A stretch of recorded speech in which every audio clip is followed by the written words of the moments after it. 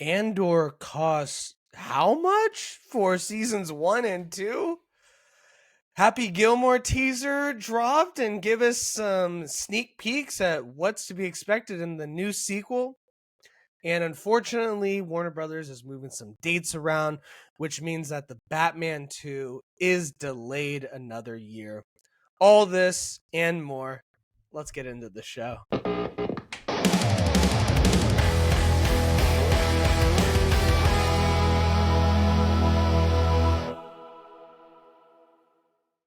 Welcome back to the Geek Gospel. I'm Evan Bernstein. Hope you had a fantastic holiday. Happy holidays, happy Hanukkah, happy Kwanzaa, Christmas, all the holidays wrapped in one. We love you. Yeah, man, the holidays are a whirlwind. Stories slow down, news slows down, but there's been some good little tidbits. So wanted to jump in here and talk about it. Fortunately, Chris is under the weather, so he cannot join us, but we will be getting back on here for Monday, hopefully with some other exciting news. And I was thinking, should I even get into what I've been watching? It's honestly just been a lot of Christmas movies. There's not a lot of Hanukkah movies, unfortunately. Other than that, yeah, I don't know. I mean, Carry On, is doing so well. Netflix is reporting it's the number one watch show of 2024 for them, and it just came out a couple weeks ago, which is pretty incredible. But we reported on it. I liked it. It was pretty decent. Other than that, wrapped up the holidays with a nice Elf bow, and man, Elf is a classic. I love it, especially when you're drinking some hot cocoa with some brandy, and that makes every movie better.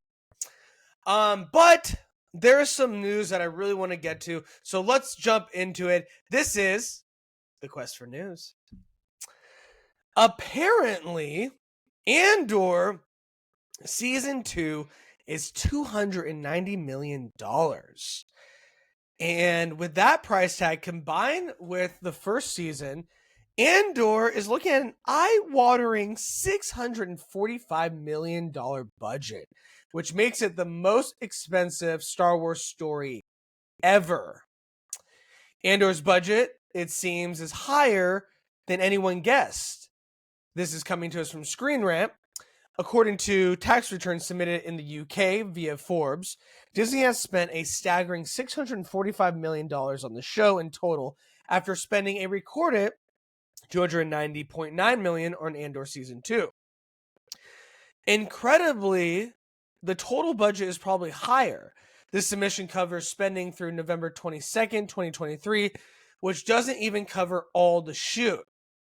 What makes this surprising, though, is that these costs come after the cancellation of The Acolyte, which had a budget of $231 million, which apparently Screen Rant seems to be a little bit butthurt that the horrible show The Acolyte was canceled. Andor's budget makes it the most expensive Star Wars story ever. Andor's mammoth budget means each episode of the 2-season show has an average cost of $26.9 million.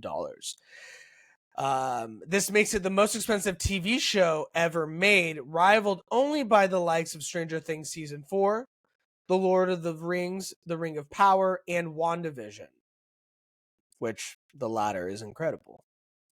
And Stranger Things Season 4 was great. The sheer scale of Andor's cost is illustrated by comparing it to the other Star Wars stories. So if you take a look, we'll start at Star Wars, the original, came in at, and of course these are adjusted for inflation, $74 million. We have The Last Jedi, which is the second most expensive, at $387 million. I believe this is saying that the 3 seasons of The Mandalorian are $360 million. The Rise of Skywalker, $322 million. Solo, a Star Wars story, which is highly underrated in my opinion, $330 million.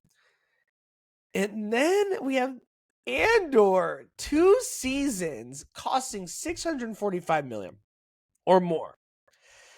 And also Scared Man wants to throw in there that Andor had low viewership, but there was two very, very big factors that kept it in the game.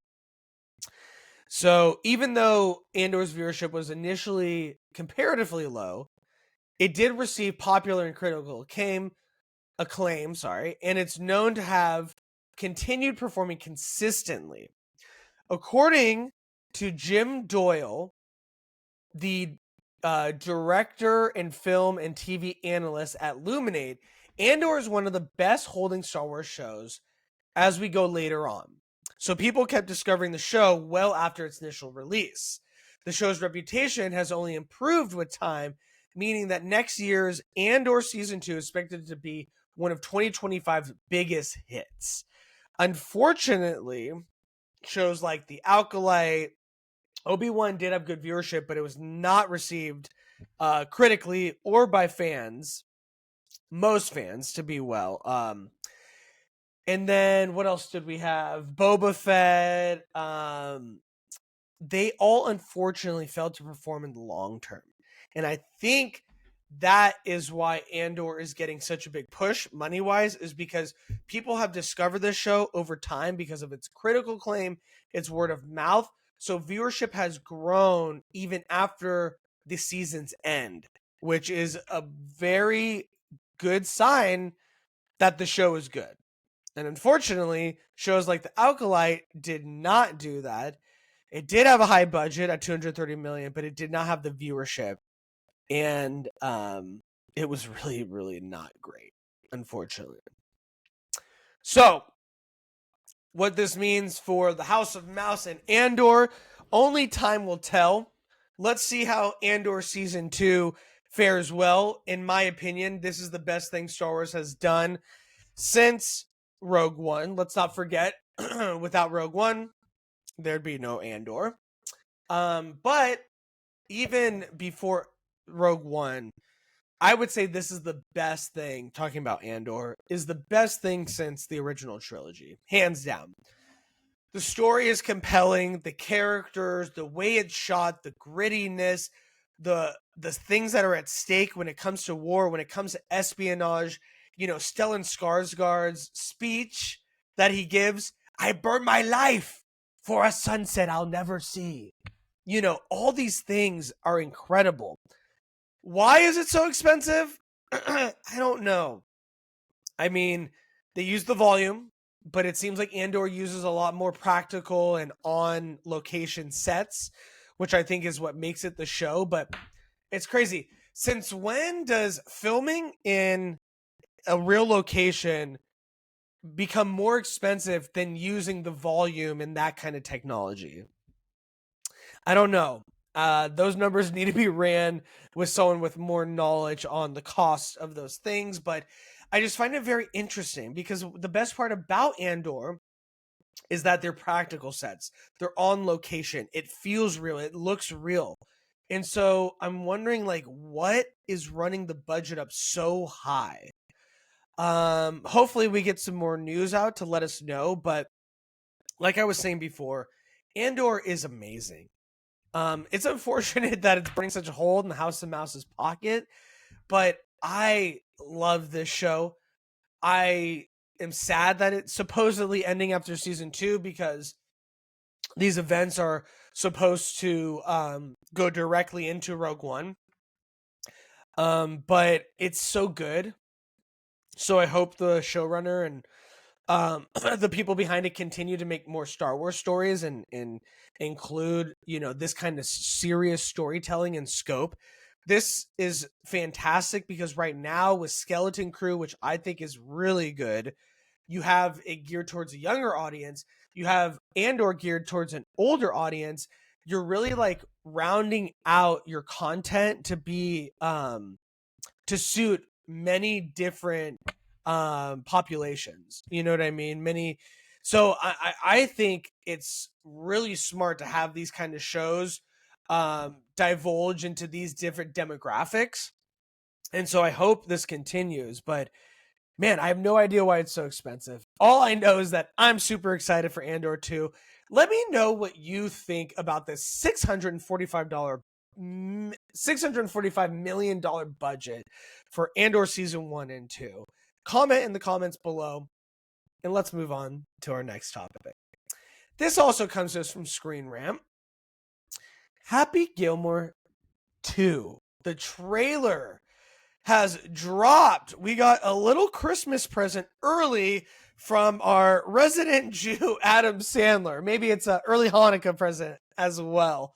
The first teaser trailer for Happy Gilmore 2 previews Adam Sandler's return to one of his most famous roles.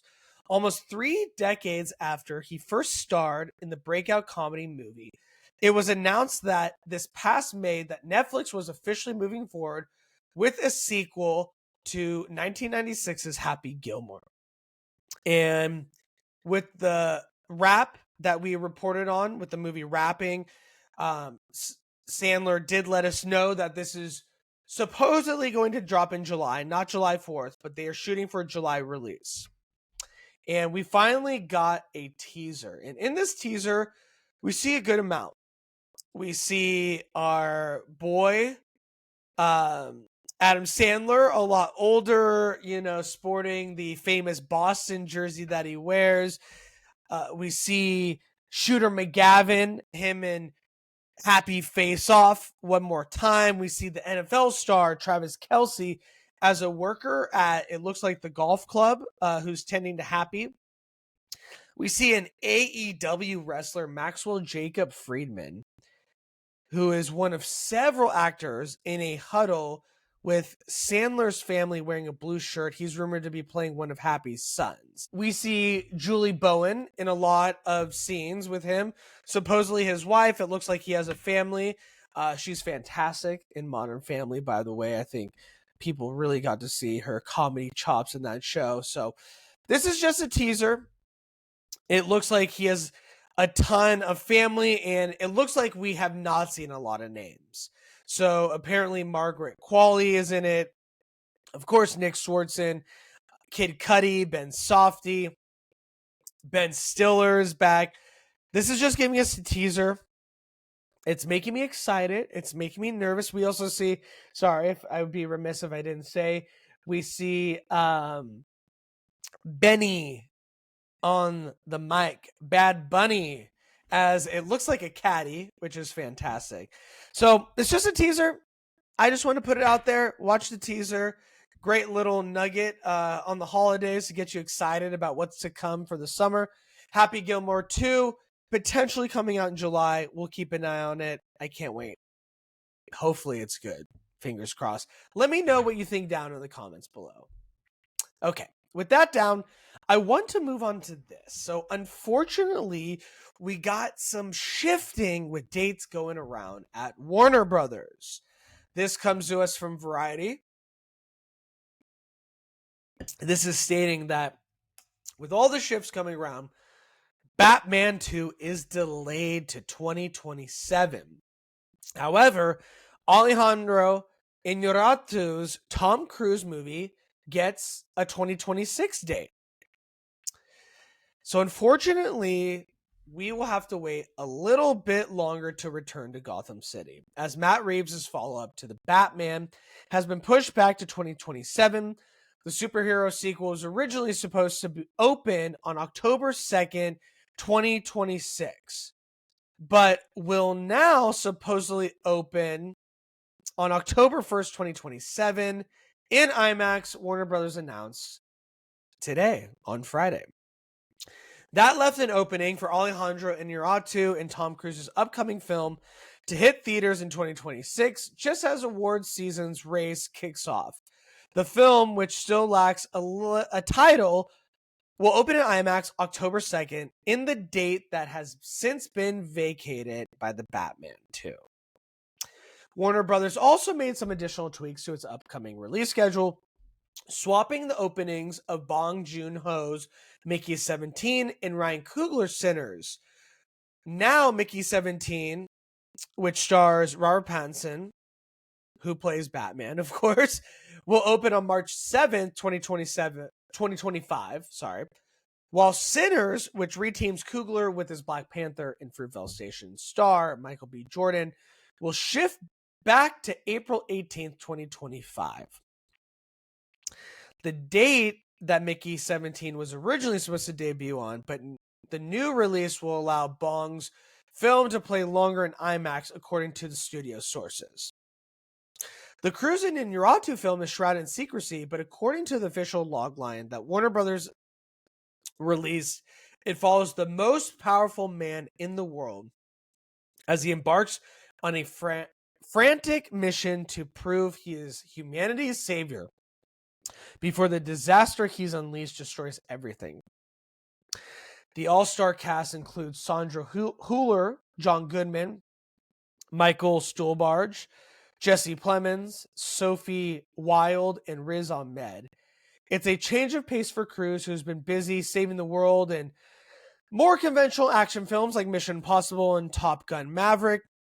As we know, Inarritu, one of the GOATs, one of the best directors and Mexican directors of all time. He is a 2-time Oscar winner, which from Birdman and The Revenant, which are incredible films. The pairing seems to be a throwback to Cruise's earlier career, where he was teaming up with more A-list auteurs like Martin Scorsese, Spielberg, Oliver Stone, Paul Thomas Anderson. So it seems like he's getting back to those, like, you know, season award roots, which I'm very excited about.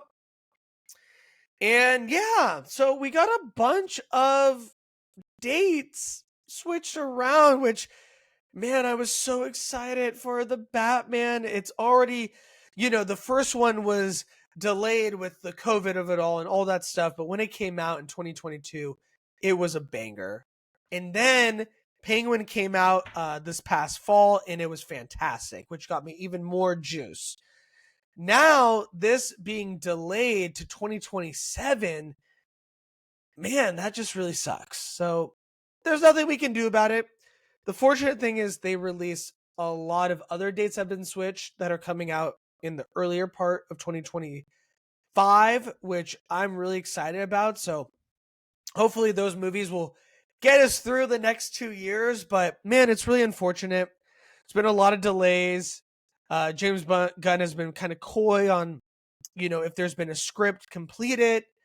But hopefully this gives it more time for the movie to be great, and hopefully it doesn't delay any announcements on the story or the casting, because even though it did get pushed a year, I still want some juice, you know what I mean? I still want to get excited about it.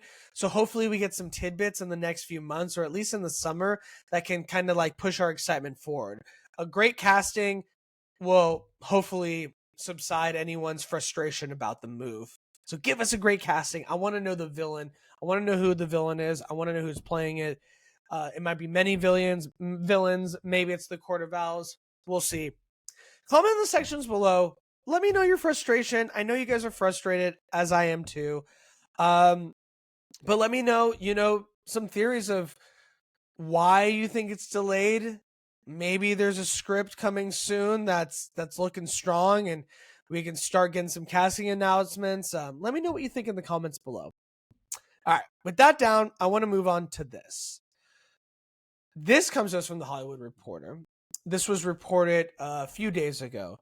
Paul Rudd and Jack Black released a little teaser announcement trailer stating that Anaconda, a comedy remake, a reimagining of the 1997 horror flick, will come in 2025 for a holiday release, releasing around Christmas time next year. And this comes to us from Tom Gormican, who is directing. The studio announced on Friday that the filmmaker Tom Gormican's reimagining of the 1997 snake-focused horror movie will hit theaters just in time for the holidays on December 25th, 2025. Paul Rudd and Jack Black star in the new feature from Columbia Pictures. Gormican, who recently directed The Unbearable Weight of Massive Talent, and the film comes from a script he co-wrote with Kevin Eaton, Brad Fuller, and Andrew Form, produced for Fully Formed Pictures. In the video below, Paul Rudd and Black teased the new project, and they said there's going to be a big fucking snake and it's going to rip. That's what Black has stated in the announcement trailer. Paul Rudd added, you want to get scared, you want to laugh, you want to celebrate with your friends, or maybe you're alone and sad and have nobody, but just want to forget about that. So apparently we are getting an Anaconda movie. The original surpassed 136 million at the worldwide box office, and today is $216 million. So pretty decent. I remember seeing this in theaters. Put J-Lo, kind of on the map again in a different way. I think Selena really did that, but really showed her chops, and we started to see her a lot more. Ice Cube, man, I love the original. It was scary for me as a kid. I was 8 years old, and we had Owen Wilson, John Voight. It was a really fun movie, and it was a little terrifying. So, and the CGI was, I don't know if it holds up so much now, but I like that movie. It was really fun. It kept you on the edge of your seat. So I'm interested to see if it can be a comedy. That's very interesting to me. So if you're going to make it a comedy, you might as well have Jack Black and Paul Rudd. I think that's a great duo. And hopefully it's fun on Christmas. Is it a Christmas movie because it's coming out on Christmas? Only time will tell. But take a look at the teaser trailer. I'll put a link in the description for the summary of this episode. Take a look at it. I think it's just an announcement, but it's two of the best goofing around. I love them. I'm interested to see more. Hopefully we'll get a trailer. But we have a long time. We have a year around. So maybe we'll get a trailer like deep into summer. Let me know what you think about the comments below. Were you a fan of the original? Are you excited for a comedy reimagining? Comment on below. Let's have a conversation about it. All right. With that down, I want to move on to this. We have a love for comics around here. I'm a comic book nerd. I collect some still, not as much as I did when I was a kid, but I do want to talk about a comic that's coming out. This comes to us from the Hollywood Reporter. This is from the Punisher writer and artist who reteamed for an indie revenge comic book. And it is called We're Taking Everyone Down With Us. This is a 6-issue series that follows an orphan girl and her dad's bodyguard robot. In a comic run that was published in the mid and late 2010s, writer Matthew Rosenberg and artist Stefano Landini took the character from Frank Castle, aka the Punisher, away from his crime roots and put him deep in the Marvel Universe on a mission of revenge. Well, revenge is still on in the minds of Rosenberg and Landini, but in a very non-Marvel way, as the duo reunite for a creator-owned comic titled We're Taking Everyone Down With Us. This new 6-issue miniseries will kick off in March 2025 from Image Comics with an extra-length first issue. The story follows a 13-year-old girl named Annalise who's left all alone in the world after her mad scientist father is killed by the world's greatest spy. Now, alongside her dead dad's robot bodyguard, Annalise has a choice. Try to lead a normal life for the first time ever, or seek revenge and maybe overthrow the world order in the process. There's only so many motivating factors in stories, and the most powerful ones are love and revenge. So when you can have a story that has both, said Rosenberg, speaking to the Hollywood Reporter from Dublin, Ireland, where another one of his creator-owned comics, Four Kids Walk Into a Bank, is filming an adaptation starring Liam Neeson and Jack Dylan Grazer. We wanted to do a pretty brutal revenge story that has a lot of love and compassion and see how those ideas touch each other. This comic sprang from a failed Marvel book. Rosenberg and Landini were due to reunite on a title for the publisher several years ago, but then the COVID-19 pandemic hit.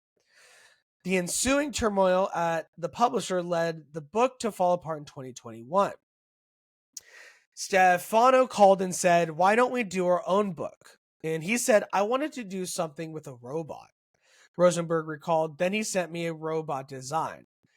The story is an adventure that in some ways it recalls the James Bond of the 70s, a takusatsu, but which is set in an imaginary world in which humanity coexists with robots, exoskeletons, and futuristic weapons. Badass, said Landini in a statement. Rosenberg spent many years writing for Marvel, then moved to DC, where he worked on, among other titles, DC vs. Vampires, a hit crossover genre franchise that will wind down next year. That will coincide with a slate of independent comics he is authoring. He said, "The itch to create my own stuff became overwhelming. I have a bunch of new books coming out next year, and this one will be the first of that wave. We're taking everyone down with us. Number one will be available March 26th in several covers, including ones from Landini, Matea de Lulis, Josh Hood, Chip Zartsky, and Martin Simons, among others."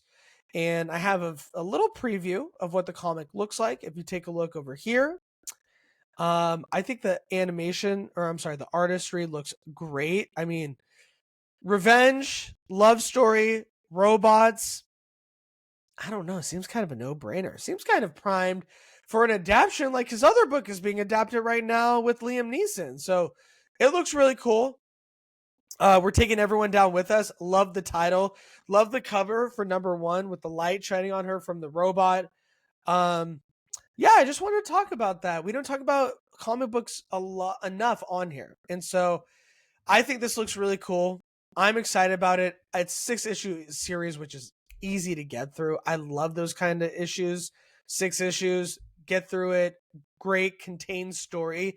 It reads like a movie in my mind when I read it, so I love that. But take a look. This comes from a lot of artists and writers that are doing a lot of great things in DC and Marvel, and stuff that you love. So I think this is potentially something that you could love as well. We're taking everyone down with us. This drops March 26th. Let me know what you think. Are you excited about this comic books? Are you a comic book fan? If you have any other comic books that you think we should report on that people should be reading, let me know in the comments below. Okay, that will do it. Like I said, it was a slow. It's the holidays. It's slow news wise. We didn't get a lot.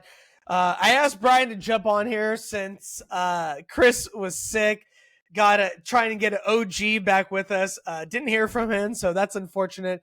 Thought it'd be fun to do this with someone else. But it's all good. I love doing this. I love talking to you guys. Even if it's the holidays, you get to know some things that, are coming out that you can look forward to, some comic books that you can read.